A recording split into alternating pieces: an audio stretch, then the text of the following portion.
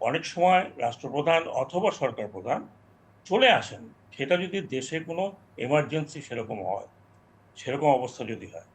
উনি বললেন যে উনি ওনার কথা বলেন, আমি ওনার কথার মধ্যে যাচ্ছি না। আমি ওয়ার্ল্ড ওয়াইড যে ডিপ্লোমেসি, যেটা এখানে হুমায়ূন সাহেব আছেন তিনিই বলবেন, একটা এই ধরনের রাষ্ট্রীয় সফর অনেকদিন লাগে তৈরি করতে। এবং আমরা অনেকদিন থেকে শুনছি যে ইলেকশনের পরে উনি প্রথম যাবেন ইন্ডিয়াতে, তারপর যাবেন চীনে। তো ব্যাপারটা হলো এরকম যে একদিন আগে আসলাম কি একদিন পরে আসলাম, দ্যাটস নট দি ইস্যু। ইস্যুটা হচ্ছে, দেখেন, আমাদের দেশে এই সরকারের ভিতরে কোনো রকমের সামঞ্জস্য নাই। আপনি একজন প্রেস সেক্রেটারি, যিনি সেক্রেটারি মর্যাদার লোক, যিনি প্রেস সেক্রেটারি হয়েছেন, তিনি যে সে লোক নন এখন, তিনি একজন সেক্রেটারি মর্যাদার লোক। তিনি দুপুরে বললেন যে আমাদের কাজ শেষ হয়ে গেছে, আমরা আর একদিন নষ্ট করবো কেন, তাই মাননীয় প্রধানমন্ত্রী বলেছেন আমরা রাত্রে চলে আসবো। উনি বলেছেন, শেষ। কন্ট্রোভার্সিটা কোথায় হচ্ছে? এটা নিয়ে কথা উঠতে পারতো, কিন্তু ডিপ্লোম্যাটিক কথা এটা। দ্বিতীয়, আমাদের মাননীয় পররাষ্ট্রমন্ত্রী বললেন না, মাননীয় প্রধানমন্ত্রীর মেয়ে অসুস্থ, উনি দেখতে চলে আসছেন। এই যে দুটা আপনার স্টেটমেন্ট, দুই পোলের, এইটাতে লোক কথা বলবে কি বলবে না, আই ডোন্ট নো।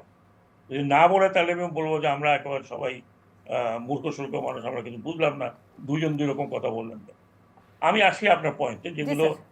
হয়তো আমি একবারে বলে যাব, কারণ হয়তো আপনার সময় নেই।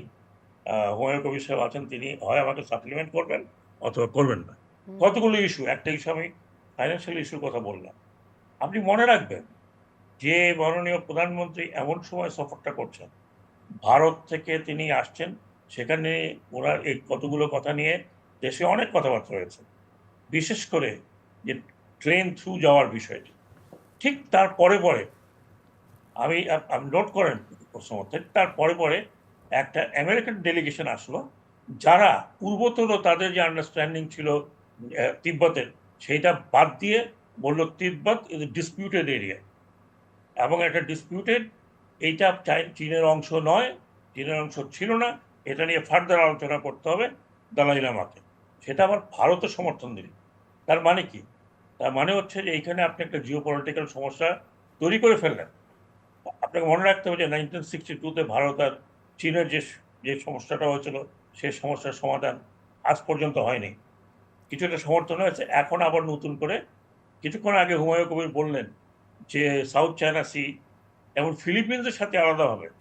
তো দুইটা পয়েন্টই কিন্তু ইউএস এবং তার চীন বিরোধী একটা একটা অবস্থান হয়ে গেছে। এইদিকে আমাদের এখানে নর্থ ইস্টে ভারতীয় একটা অবস্থান হয়ে যাচ্ছে বিকজ তিব্বত নিয়ে। তো এই পরিপ্রেক্ষিতে আমাদের মাননীয় প্রধানমন্ত্রী তার পরে পরে এই সফরটা করলেন। কাজে সেখানে চীনের একটা perception of Jio political change, অত্যন্ত ক্ষুব্ধভাবে চীন কিন্তু ওই ওই ওই ভিজিটটাকে একেবারে নাকচি করে দিয়েছে।